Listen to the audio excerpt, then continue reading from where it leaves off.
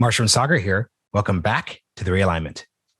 Good morning, everyone. We know you had a great time with our Q&A extended session last week, so we decided to follow up on everyone's favorite topic during that debate, Sagar and my discussion on our differing perspectives on Ukraine and Russia. So we decided to dedicate an entire episode to Russia, a possible second Cold War, our history. Sagar, who is the guest that's going to talk about this with us today? This is a big honor for me because I'm just such a big fan, was the creator of The Americans, Joe Weisberg, who wrote a book, Russia Upside Down, an exit strategy for the second Cold War. Joe has a fascinating background, was in the CIA, but before you say, oh my God, he's a spook, he's actually somebody who wants to empathize more with the Russians and is somebody who is actually asking and wrote a book for Americans to try to put themselves in the mindset of Russia in the context of so many of the conflicts that we face here in the 2010s and now in the 2020s. So we talk about the specifics of Ukraine, but I think more importantly, what we talk about with Joe is about what it means to empathize with somebody else whenever you're an adversary. But there's a lot of little nuggets in here for filmmaking, for Hollywood, what he's working on next, all kinds of cool stuff. I think people will enjoy it. Yeah, this is obviously an episode about the US and Russia and Ukraine, but taking a step back, he does a great job of writing a book that's focused on this theme, a theme that we love on this show of being aware of your biases. Why do you believe what you believe? And how can you actually think through problems actively? So a lot of great stuff. Y'all are going to enjoy this episode. We really recommend the book. Quick shout outs before we go into the show. Tips. Appreciate tips. They help Aaron with his lunch money. Aaron, the crusher producer who is helping us really helpfully in his senior year of high school. Secondly, we've got a bookshop. Of course, there's a bookshop for this episode. It's Thursday. So especially because this is a contentious topic, Russia, Ukraine, what we should do, we want your user-generated, audience-generated feedback on this episode, your personal opinions. We like to showcase as many of those as possible. So send us a quick note at realignmentpod@gmail.com and subscribe to the Substack in the show notes. Finally, huge thank you to Lincoln Network for supporting our work. Here's the episode.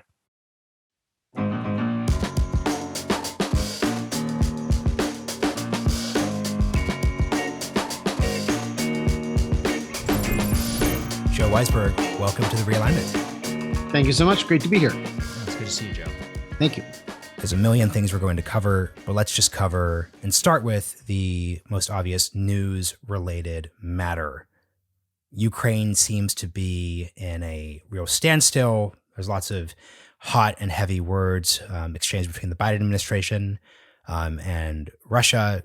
Where do you see the situation as standing, and how do you personally approach the questions that we're looking at there?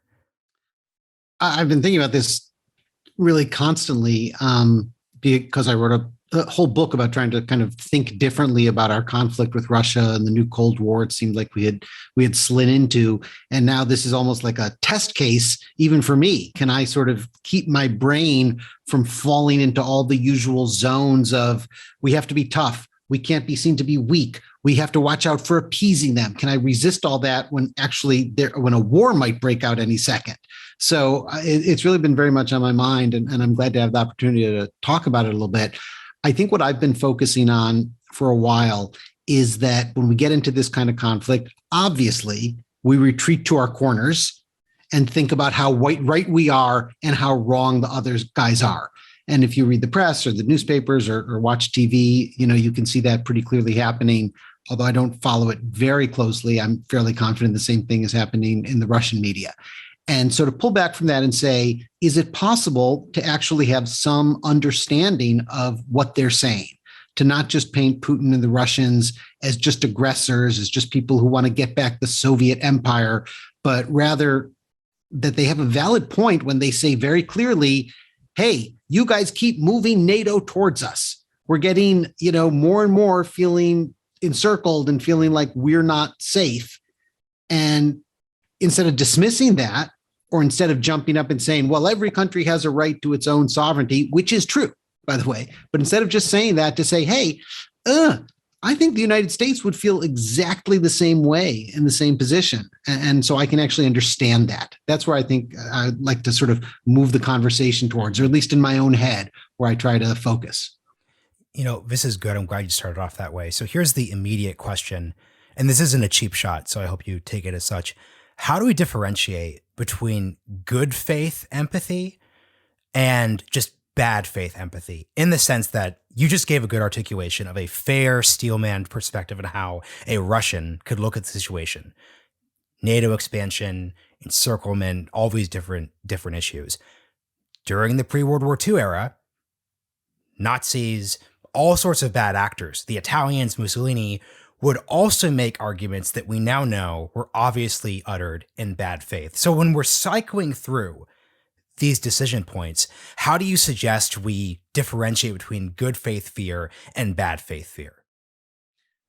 To a certain degree, although I think it's an important distinction, I think the valuable thing is less making the distinction and more being careful with what we do, being careful that we don't base all our policies on actions on a naive assumption that the good faith interpretation is right.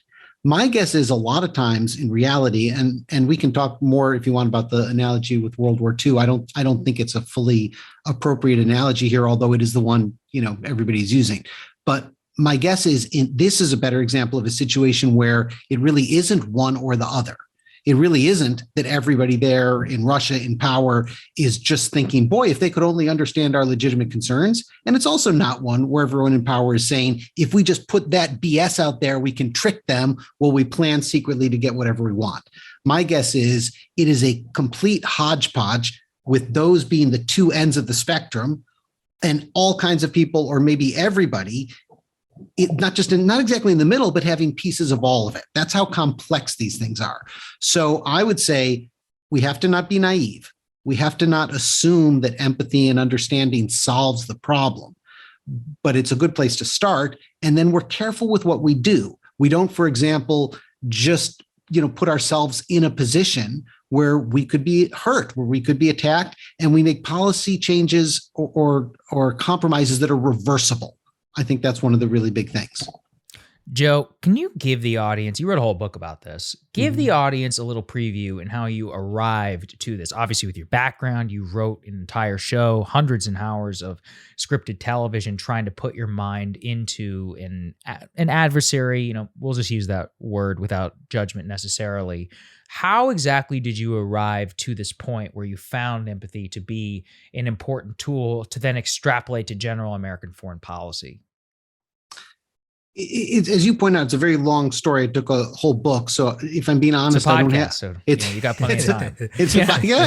All right. Here we go.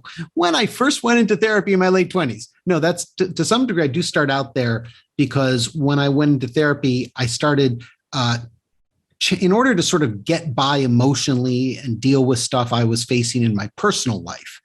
I started opening up to the idea that all the things I was thinking and feeling were not so simple, were not black and white. I was a very black and white thinker, not just about politics, but about my personal life.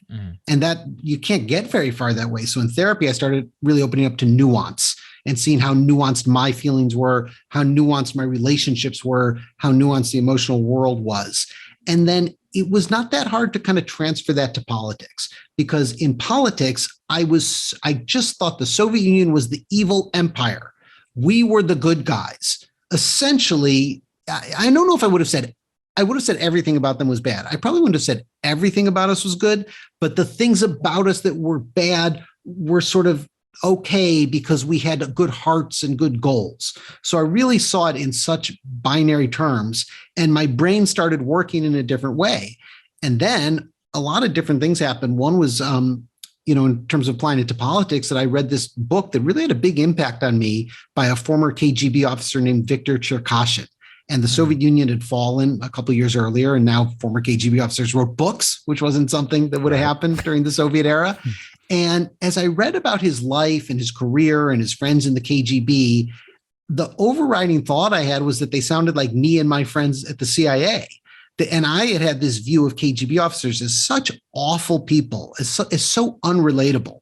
I read this book and I almost completely related to this guy. And I started thinking, with my personality and all the things that made me want to be a spy, if I had lived in the Soviet Union, is it possible I would have joined the KGB? And my answer was, I do think that's possible. So that sort of set me on a path where I said, well, if I got this wrong, about the KGB. I wonder what else I got wrong about the Soviet Union. I'd studied the Soviet Union a lot, not just in college, but afterwards. And so I started looking and also doing research for the Americans, just looking for stories. I started looking at all different aspects of Soviet society and looking at it with fresh eyes, not clouded by having to just find evidence of them being bad. So this is helpful. And once again, a podcast, so feel free to expound on this. But I was listening to a couple of your interviews and read the book, obviously.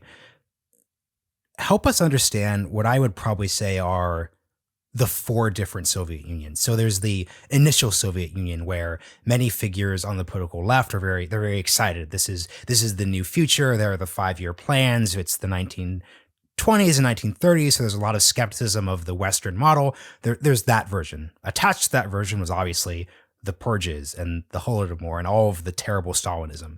There's the Soviet Union that comes out of World War II. Before Stalin dies. There's Khrushchev's Soviet Union leading into Brezhnev and co. Then there's Gorbachev's Soviet Union. And I would guess that given your statement that you would see yourself joining the KGB, there are times when that could be seen as being a neutral thing. There are times where joining the KGB during the purges in the 1930s are very obviously, from my perspective, evil. So how should we understand these differing versions of the Soviet state from a historical perspective?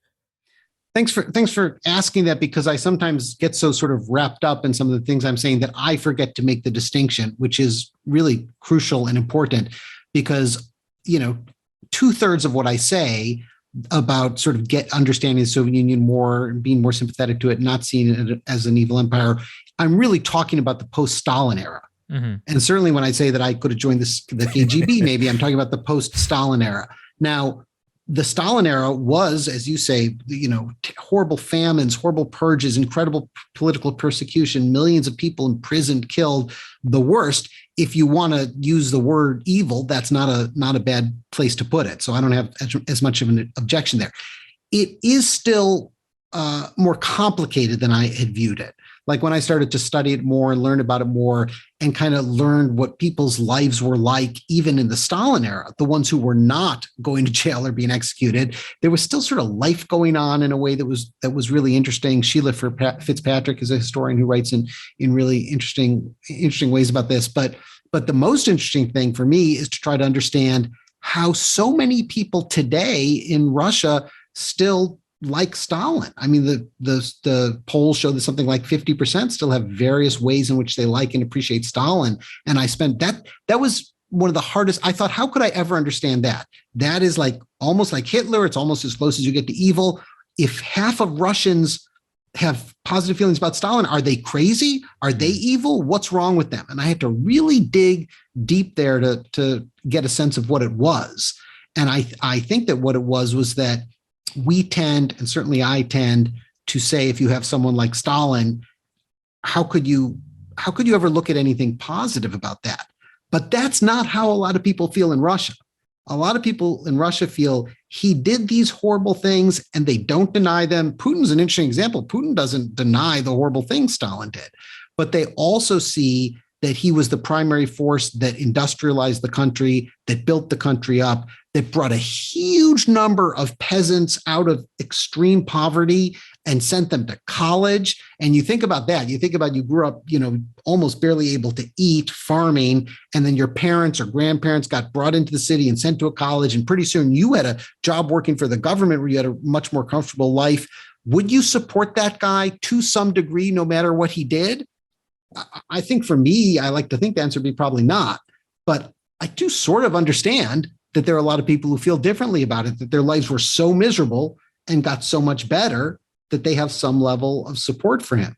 So anyway, I'm not answering your question super directly, but I think that's the heart of what you were asking. And I think the other thing I'd like to add is that, I read in the book about when, to some degree, I myself feel that I wish the Soviet Union had not collapsed. And there too, I want to get to that final stage you point about, that I'm talking about Gorbachev's Soviet Union, right?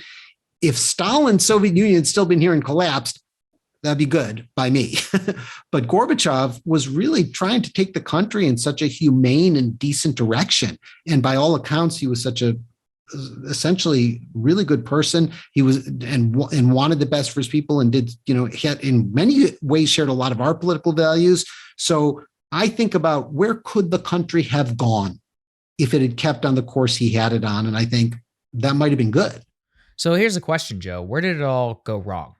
Because, obviously the Putin narrative of this is, oh, Gorbachev was a fool. He allowed the West to come in. They raped us. They allowed Yeltsin to come in. They destroyed the country. Monetary, everyone knows the story. Inflation. Yeah, we have McDonald's and we have blue jeans, but now we have homeless for the first time. This was something that never would have happened under Brezhnev in the 1980s. As you say, I get it. I get where they're coming from. I understand. True enough. There's enough. There's true enough there. I mean, yeah, like it took me a while. Also, a lot like you, I had to start reading a lot more Russian history and more to even understand and answer that question. Like, how do these people stop? Like, what are they saying whenever Putin is like, it was such a tragedy? I'm like, oh, actually, the daily experience of most Russians was terrible in the 1990s. And they like stability. A lot of people like stability. It's an uncomfortable truth that most people don't want to acknowledge. What part of this narrative is true? Are they cherry picking? I mean, given your long experience, like with the country, how do you see that period and how we arrived to where we are today? I think you described a lot of it pretty well, and I think what I would say is there's enough truth in there, right? There's enough truth in there. We tend to. There's a phenomenon that I wrote about in the book that I'm pretty interested in, which is, when it's us, it's fine. When it's the other guy, it's not fine. Mm-hmm. So if you look at us, the United States, we all understand how we have cherry picked the best things about our politics, the best things in our history, and tried to build a self-image around them. And one of the things that's happening in our politics right now is that's falling apart. And there's certainly a positive aspect of that. We're getting a broader view. A lot of people are not so satisfied just looking at what's good. And a lot of people who really only want to look at what's good are really angry about that and can't stand it. And so there's a lot of conflict there. So the tendency to only look at what's good is, I think, pretty universal, and you have to fight against it. If you look at what you were saying about their view about what went wrong and why, Putin is popular, that probably is also an example of cherry picking, the stuff that we did to hurt them, the mistakes that they made, all the stuff that went wrong. Right. But it doesn't mean those aspects aren't accurate. It's pretty easy to sympathize with that point of view. And I want to really emphasize what you said about stability, because as Americans, until pretty recently, things felt pretty stable here in a lot of ways, and we really took it for granted. And it was really hard to understand other countries that did not have that history, and as a consequence, the people prized stability so greatly. But it's not that hard to understand. If you just think about countries that have suffered repeated wars, if lack of stability means your family might be killed next year, you might care a lot more about somebody running the country who could essentially keep peace and keep civil war from breaking out than you care about, for example, voting. Now we're getting maybe we're getting a taste of it now. It's hard to say, but I'd say at least a little. Yeah, I mean, one second, Marshall. I would just say, from my own personal experience, where I learned a lot about this was Iraq. I was like, after the fall of Saddam Hussein, and then being like, well, for a lot of them, it was better when Saddam Hussein. And this is a very, once again, uncomfortable thing to say. If you were one of the Kurds who got gassed with, sarin? Yeah, it wasn't great. But, for a lot of Sunnis, there wasn't the same level of, inter-religious warfare and repression. And I had to arrive at this very uncomfortable place of thinking and acknowledging, wow, I mean, people will sacrifice a lot for stability, even if it means paying taxes under the ancient Islamic laws to the Islamic State. And that was a difficult thing for me to personally have to arrive to. Go ahead, Marshall. Yeah, I'm glad, Joe, that you went to the good and evil section and America transitioning from stability to instability, because my reaction to a lot of what you were writing is, I actually really enjoy the way you integrate your personal journey, but part of my critique is, can we make foreign policy decisions from the psychiatrist's couch? Mm-hmm. In the sense that it's really important to move beyond 1980s good versus evil, Rambo, 3, maybe, I think that was Rambo 3, Rocky 4. That was not a sustainable model for approaching America's role in the world. And like Sagar says, that really culminates when you add in end of history, post 1990s arrogance. That culminates in Iraq and the worst parts of the Afghan conflict. So I understand why that needed to be pushed away from, especially from when that really peaked in 2003 with freedom fries and everything. Here's my concern, though.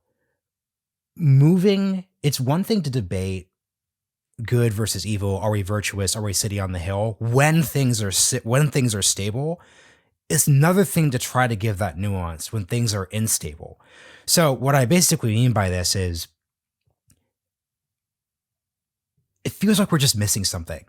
It feels like moving away from the 80s was a good thing, but it hasn't made us any happier or effective as a society, adding the nuance. So can you help us? So I'm not saying you're wrong, but it seems like there's a bit of a missing gap there. It seems that in tearing down the national mythos you're describing, it hasn't actually led to a better series of outcomes in the US. So I'd just love you to just reflect on that dynamic.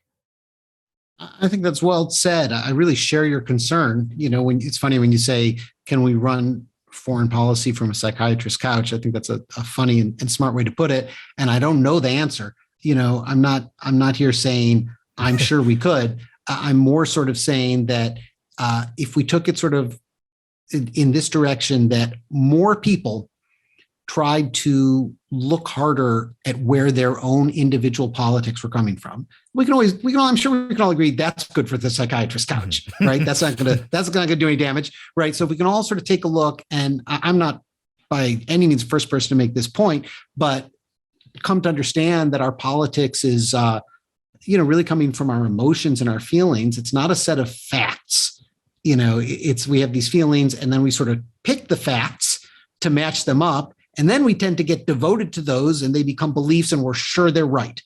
That doesn't work so great, and creates both domestic and international conflict. So I have a suspicion, but it's only a suspicion, that if more people could pull back and say, let's look at it domestically in our own country. If, we're so almost at war with each other, and if more people on each side of that conflict could pull back a little bit and say, this belief system of mine is not a universal truth, and therefore I can actually connect and relate a little more to somebody who disagrees. We're still going to disagree, but I can have enough respect for that. I can have some basic sympathy for it. If enough people did that, I think we could pull back somewhat from the brink, maybe. Maybe. It's very, it's certainly very wishful thinking, but I think it's possible.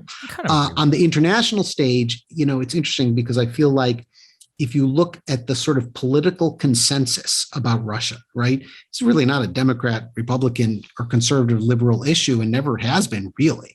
There's really a firm consensus that the US has to be the international light of democracy, has to push it all over the place, and has to fight against anybody who, has a different system. That's I think that view, first of all, is fading to some degree in the population, but the mainstream politicians still cling to that pretty strongly. And that incites action. And that incites a need to be the international policeman. And I remember in the 80s, I remember people questioning international policemen and how well that worked, but it never really got traction. It just continued. It's almost like that is driving policy no matter what we do. And whether it's the psychiatrist's couch or something else that shifts the mind frame, I don't see how it changes unless the mind frame changes. It's interesting. I'm glad you brought up the Civil War illusion, because we did an episode on the coming Civil War. Not that we believe that. I think that rhetoric's a little overheated, but the useful place we ended, though, was it seems like what's driving the dynamic is what you actually just articulated, which is that we tore down City Upon the Hill. It's not Morning in America. The 80s have been moved on from on a couple of different levels. But what we lack is a national foundational story that could encompass, you're in LA right now, I'm in New York right now, Sagar's in DC, we disagree at different levels, but we see this underlying foundation. So as a person who is a storyteller, literally, in terms of your actual day job, what do you think, two ways to ask this question. So one, what do you think a coherent national story could be that provides a foundation? And if you don't have one, because I don't expect you to have one off the top of your head, how does one get to the process of actually developing a coherent story?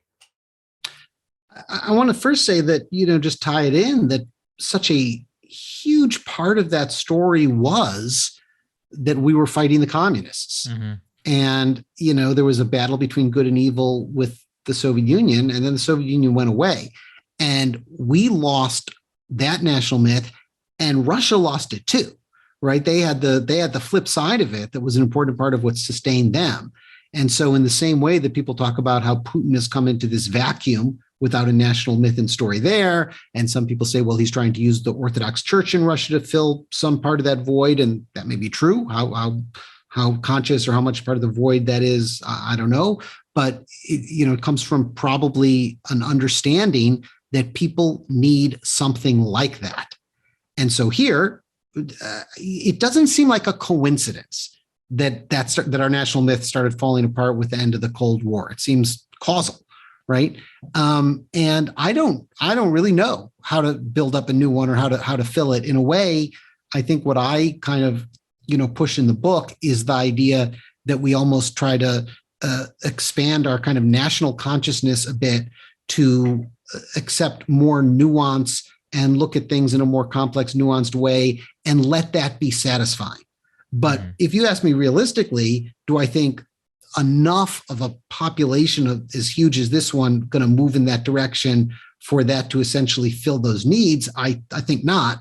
I doubt it. I'd be surprised. I'd be happy, but I would be surprised. That's more something that's worked for me and filled some of those voids in me. But it's so I don't have an answer, but I'll pile on about the problem that I've been reading. I talk a little bit about Carl Jung in my book, but I haven't read that much Carl Jung. But I've been reading a little more, or really reading people writing about him, which is a little easier to understand. I admire your honesty. I was going to say, let's be real here. Thank you. But anyway, one of his big and I think very powerful points is as the world population became significantly less religious, as religion didn't go away, but it was reduced and faded. He said that basically, if you think the human needs and behaviors, that the needs filled by religion and behaviors that resulted, if you think those are gone, you're wrong. They are 100% as active as present as before, that human beings needs religion or something like religion. We've always had it. It's a fundamental part of our soul. It's part of how the human psyche works, and it will come out in different ways. And then an example of another way that could come out would be fascism. Mm-hmm. Let me ask you about your show in this context, because something you did a very good job of in The Americans was actually making me feel like I'm in the 1980s. I was born in 1992. I didn't read it. I didn't live through any of this. I've only read about it. And there was a real realism to the fact that the characters ran a travel agency, that there was stuff on the television and the TV, right, had Reagan in it. And I can't explain why, but it was very helpful in telling and conveying the characters that you were giving. But what you portrayed in that was that ethos that you're talking, the central foundation of the Soviet Union and the United States kind of together. Can you talk about what is it like to then create in the current times? So obviously that was a historical drama, and maybe you can even tell us a little bit about your new project if you feel comfortable. But what is it like considering the metacultural trends of today, vis-a-vis the show The Americans that you created, which was set in the past? What are the differences that you note whenever you're writing and creating? Mm-hmm. Well, I'll, before I answer the question, I'll tell you a couple of things. One, so let me do some quick math. 92, 29. We're both 29. You're both 29. I want you guys to know just how many travel agencies there were. I know there were travel agencies, yeah, I saw a but few. they were like every block. Yeah, they were like all over the place. Yeah. And they were crowded. Two people were in there making plans and planning trips. It's one of the most startling changes. And now they're gone. That'd be if I saw two travel agents, I'd be very suspicious. There was a great episode. That would be the worst undercover position ever. I forget what the episode was, where there was like a travel agency convention, and I remember being like, "Who are all these people?" Yeah, he's like, "Hey, I'm so-and-so. I do, a Buffalo, New York." Very funny. Yeah. Very funny. They had all those posters of the place they wanted you to look at the poster and plan your trip to Greece. And one of our favorite props was that machine that like would make the tickets. They had special machines that made tickets that were like, they were hooked into some crazy airline system, what you needed without the internet. But, and then the other thing I wanted to say was that, you know, my partner Joel, who I ran the show with and wrote a lot of the show with, we used to joke that people would ask us, you know, what kind of research we did about the 80s. And we're like, we just remembered. All we have to do was remember when we were growing up. Right. But it's very interesting because Joel and I are making another show now about a therapist, a serial killer and his therapist, and it's present day. And first of all, it's not that, I don't think it's that interesting, but if you really want to know the truth, the primary thing that I notice is when we're doing set dressing and props and stuff like that, when you're doing something that's period, you have this just incredible focus on that because it's part of the main thing that's bringing you back or what people see. Yeah. And it's, in a way, it's a huge relief not to worry about that. You still care about your set dressing, you still care about your props, but they just be like normal things that's fascinating. That somebody I wouldn't even think about that, but you're so right. What they wear is important. It's very visual. The what they wear stuff was really interesting. We had a costume designer on the Americans who very early made the point to us that people in the 80s weren't going to be wearing all clothes from the 80s. They were going to have a lot of clothes from the 70s because people don't throw all their clothes out every 2 years. Not everyone was hyper trendy, if you think about it. That's right. That's right. Huh.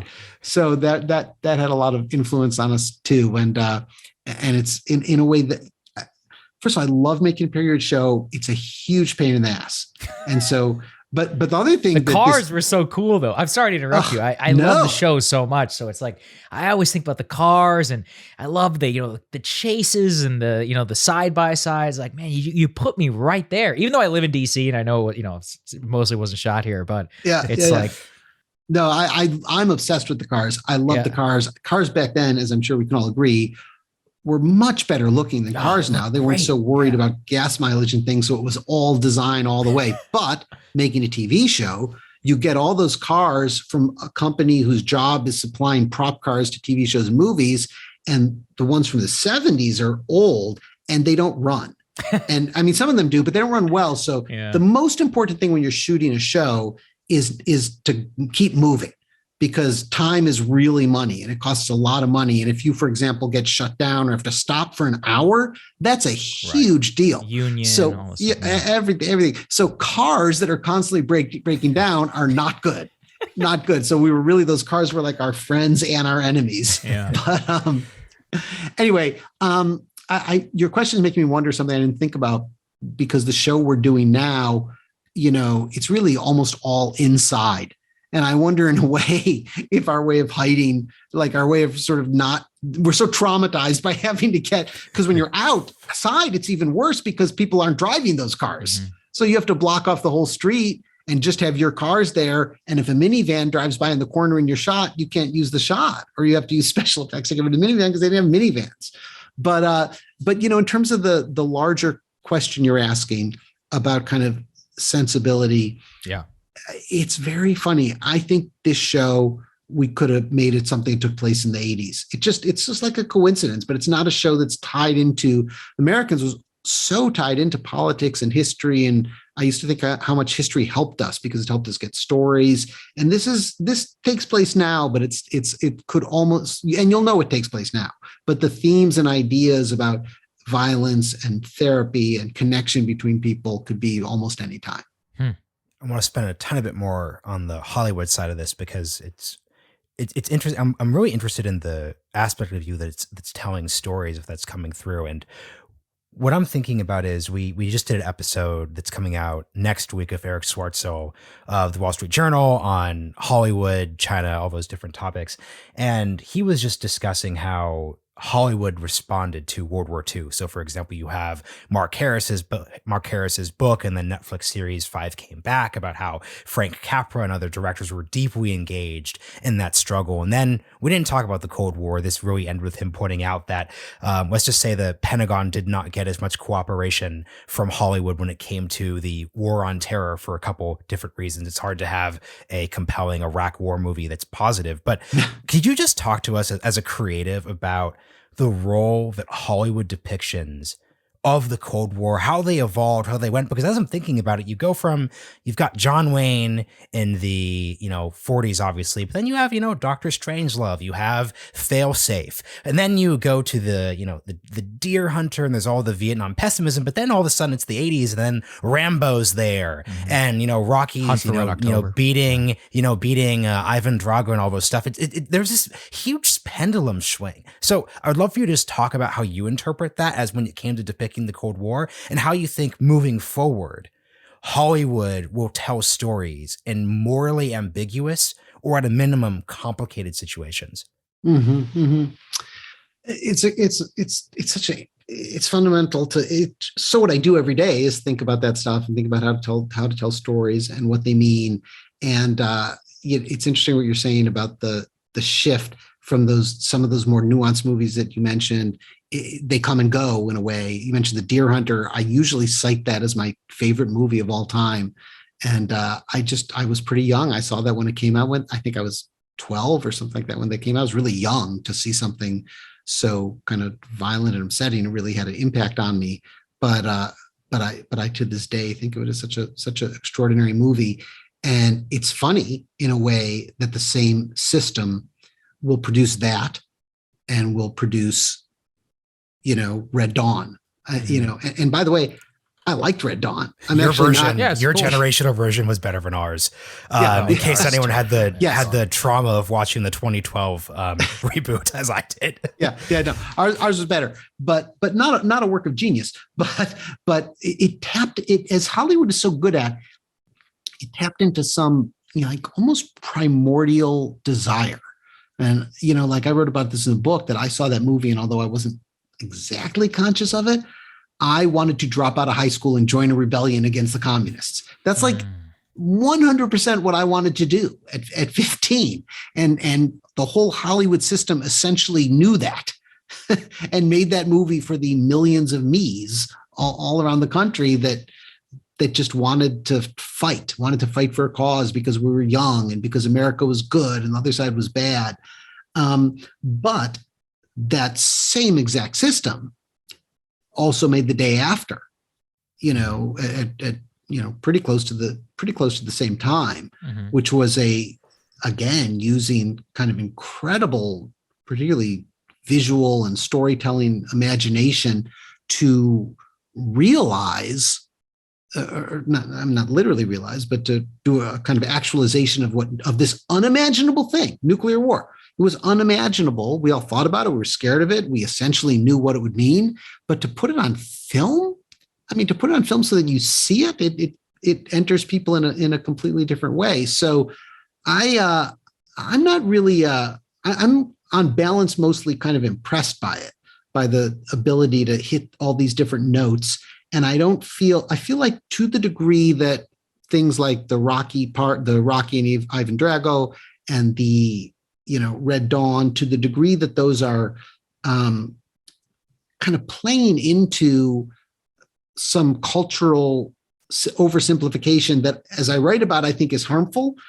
I don't have any need to be easy on Hollywood, but I don't particularly blame Hollywood. That is our collective mentality. Yeah. Coming out. So let me ask you this. This is even more of a meta question, which is that I feel like there is more content than ever, and most of it is terrible, and very, very few of them are really good. So as one of the creators of one of the, in my opinion, great scripted dramas of the 2010s, a time where there has not been some really trend-setting innovation, what is going wrong in Hollywood today? Or am I full of it? Am I just completely wrong in my narrative? Why do I feel that way? Why do a lot of people my age feel that way at the very least? And how are you trying to rectify it? What do you think is possibly going wrong inside of the system, if it is going wrong at all? I'm not sure it's going wrong. I'm myself having a problem of overload, that there's so much that I don't know how to sort through it. Yes. But I do constantly hear from people, you should try this. This is actually great. You should try that. This is actually really, really great. And I don't, because I still can't work my way through the muck to get to it. But I hear that anecdotally about enough things that I've never even heard of that I think they are out there. And it's a discovery problem. I think it's a discovery problem. I used to, I remember a couple of times when I would go, I started seeing, as many of us did, a lot of foreign shows that were really good. And I started really looking for top 10 foreign shows of whatever year it was, said by various critics. And I would usually, and then I would find on the list of 10, 2 or 3 that just seemed like they'd be interesting to me. And almost invariably, I liked them and thought they were great. I think we just, everybody needs to find their own system to kind of cull it down.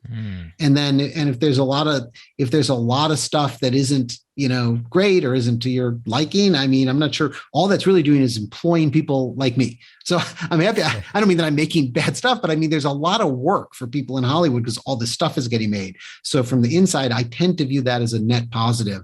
And worry less about the quality as long as there's a fair amount of good stuff. That's interesting. So then let me ask you this. What is so different about making a television show today than in 2013, whenever you started The Americans, the period piece aside, the actual logistics of you as a person creating a television show? It's surprising how different it is in a way.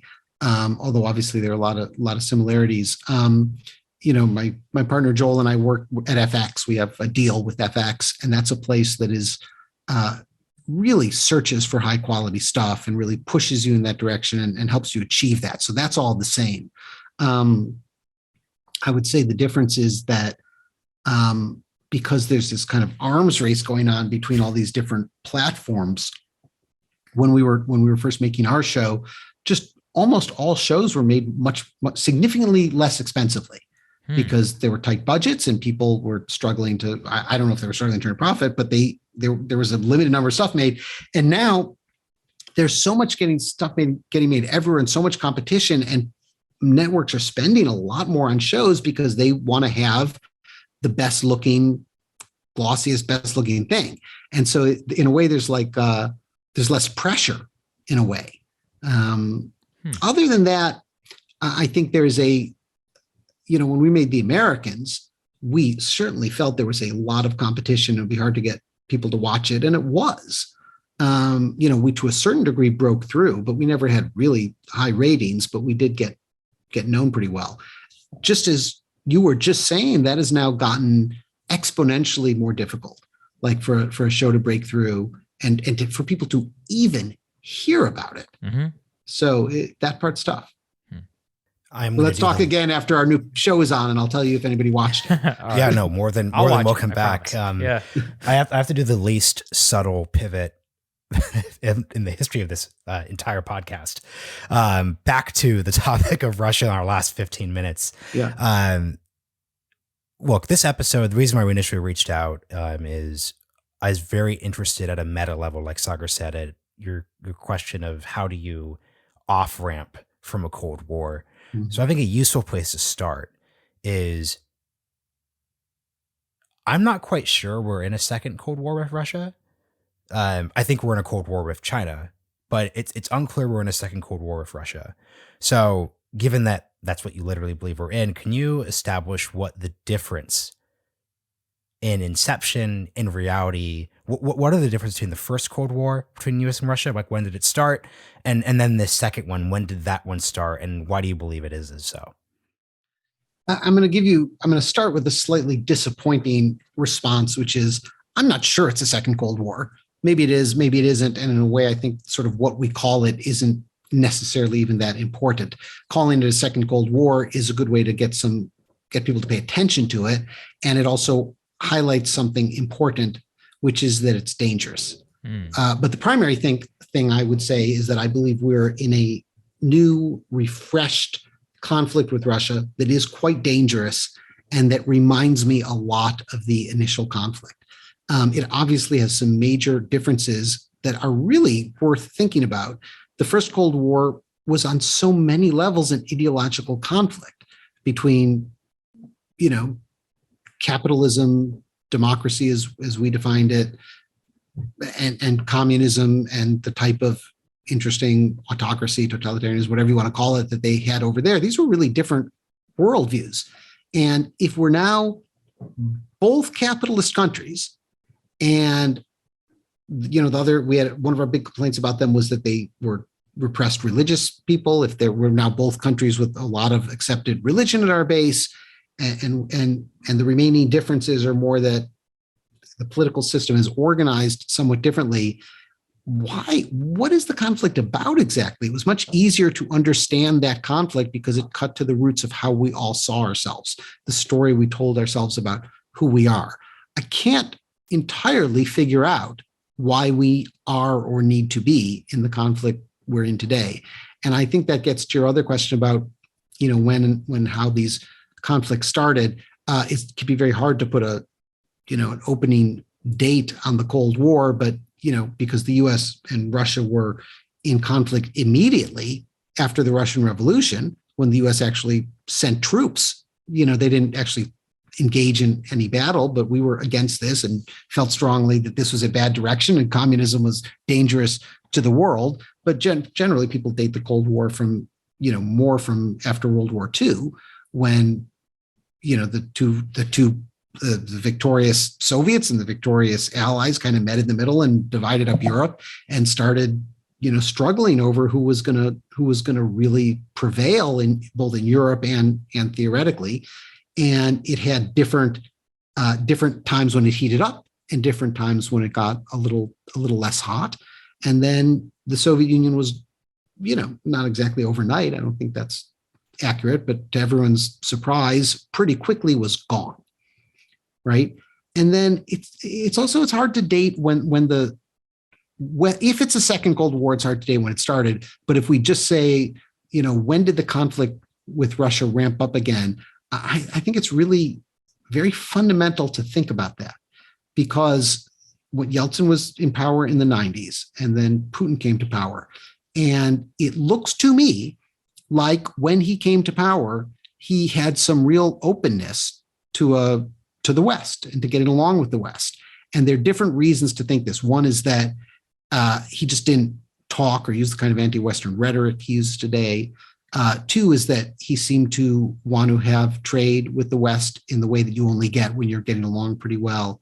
And then there's this very sort of well-known thing that after September 11, he was very vocally supportive of the West, didn't complain when we put temporary military bases in Central Asia, which had been, formerly kind of might have been seen as their sphere of influence, and even let us fly over some of his airspace with various kinds of support for our troops.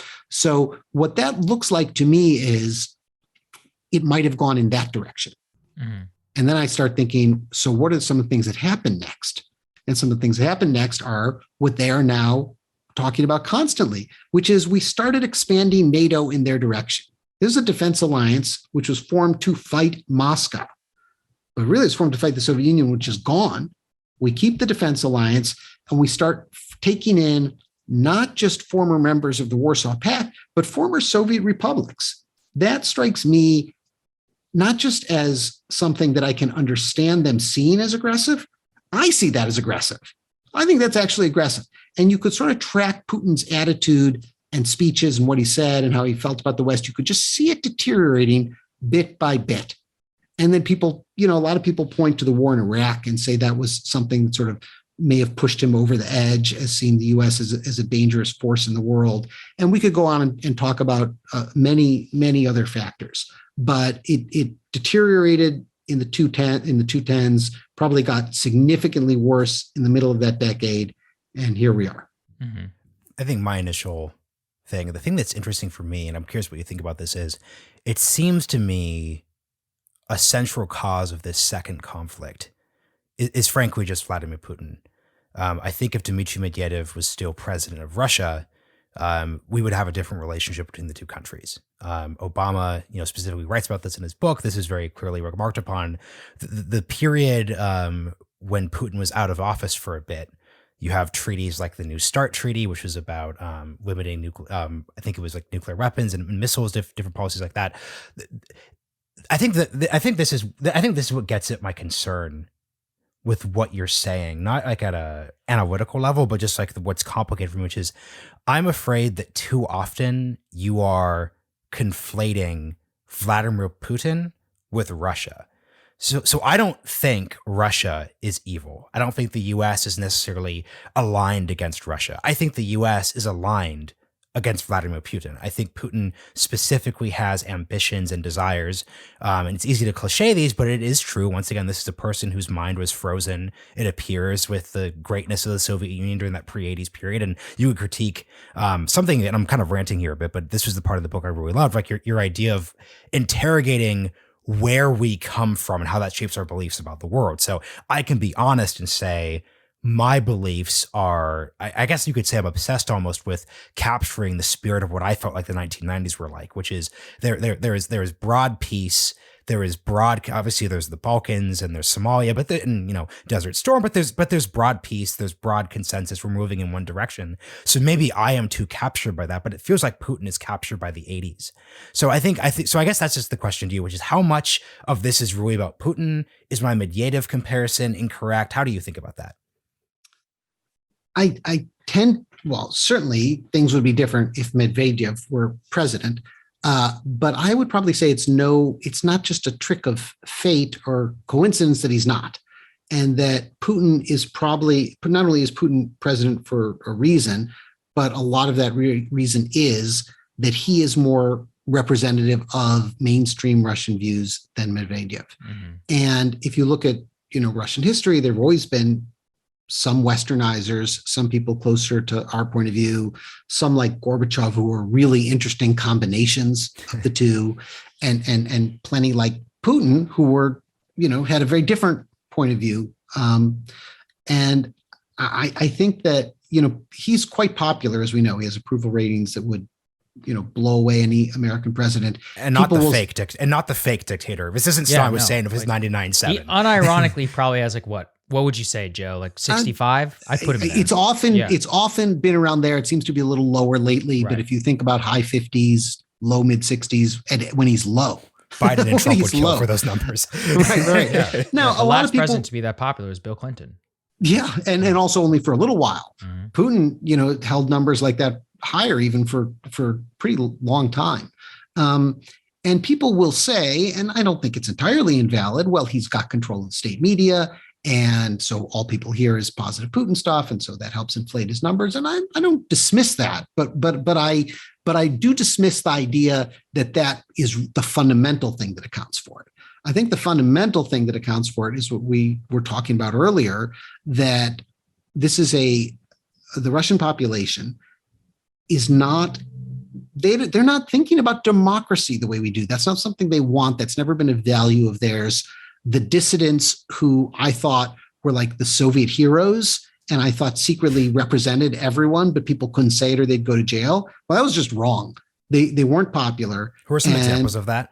Well, like Sakharov or Sharansky or guys like that, who, really had kind of Western liberal mentalities and wanted to reform Russia and were persecuted as a result. Sharansky, not just a dissident, but a Jewish refusenik also. So he had there was some distinction there that we could get into, or maybe talk about another time because it's complicated. But the dissidents, it's a whole other episode. But the dissidents were not, they were heroes here in the West. They weren't heroes in Russia. And even after the fall of the Soviet Union, when for a long time discourse was very free and you could find any information you wanted and people could say whatever they believed, the dissidents were not revealed to be popular. It was the opposite. And sorry, I was referencing what we were talking about earlier, that I think a lot of this is that you have a population that historically has been run over, destroyed, suffered unimaginably, and they want a strong leader who brings stability. And Putin is that. The 90s, you were talking about some of the things that were good in the 90s, and that was a good list, but the 90s sucked in Russia. Yeah. It just was overrun with crime. Organized criminals were incredibly powerful. The economy became disastrous. We all remember the pictures of old pensioners selling their used underwear on the street. I mean, it was bad. And Putin came in and he essentially reversed that. And I think that accounts for a lot of his popularity too. And people point out that was a long time ago. And there's some degree of what have you done for me lately in Russia about Putin. So it's not like he's been able to coast entirely on that forever. But I don't think all the support he got from that is gone by a long shot either. You can coast for quite a while on that. Yeah, I mean, I completely agree with you, Joe. I mean, this is one of those things where, once again, maybe I'm better at this just because my parents are immigrants and I'm used to looking at countries in a little bit more of a dispassionate way and just being like, okay, like, how does this work? And the history of Russia tells you that the Medvedev, and I'm channeling Lenin here, the Medvedev type figure is this like ally of the capitalist West who wants to interpose these values, which are actually very distinctly not Russian. Like, if you look at the history of Russia, it rhymes with Putin. It rhymes very much both in terms of people forget this. The peasant class are the people who loved the Tsar the most. It was the aristocrats and the industrialist bourgeoisie who actually hated him because they were stopping. Autocracy was basically bad for business. All of this, I guess, here's the thing, Joe. People will say, and have used various arguments of saying, sorry, are you basically calling Russians stupid? Are you saying that they don't love democracy? And I'm saying they don't think about it the same way that you and I do. How do you explain that to a Western audience? This is just something that people in the US just don't get because they've literally never lived through it. A lot of them have never experienced, like, my parents from India. Modi's popularity actually makes a shitload of sense to me. It's not complicated if you understand India at all. But here, everybody's like, oh, fascism, and I'm like, no, like, it's complicated. How do you explain that to people here? It's just about, the simple fact that it is no coincidence that we have our type of democracy, and it's no coincidence that they have what they have got. Yeah. It is not in either case because a powerful individual has used some kind of political trick to take over. Our whole entire history has been building up this system for us, and that's why we got it. And theirs isn't. Theirs is something else, and you just have to open up to that. And so the sort of constant, and by the way, this is a little less bad than it used to be, but it's still pretty prevalent. The underlying assumption that other countries have to be run like ours is run is not a good assumption. And back to the therapist couch, the underlying assumption that that guy over there, or this person next to me, or my best friend, or my spouse, or you have to be exactly like me. And that when you're not, something's wrong with you, right? My way of being a person in the world and thinking and feeling and acting is the right way. And if you are not matched up with it, you're the wrong way, right? It's just that. And by the way, if you have relationships with people, you can see how they get fucked up when you're in that mind frame, right? And how when you're accepting them as a different person, it's much better. It's, I think, almost the same dynamic writ large. So here's the last question that speaks to the question of off-ramping from a Cold War. It seems like, from my perspective and part of your perspective, that both sides have to, with empathy, accept certain facts about the other. There's a good Atlantic article today about how one of the few areas of bipartisan agreement today is actually no American troops positioned in Ukraine. Mm-hmm. That is a conversation which would have been very different 20 years ago, I think. But that is a concession that has been accepted.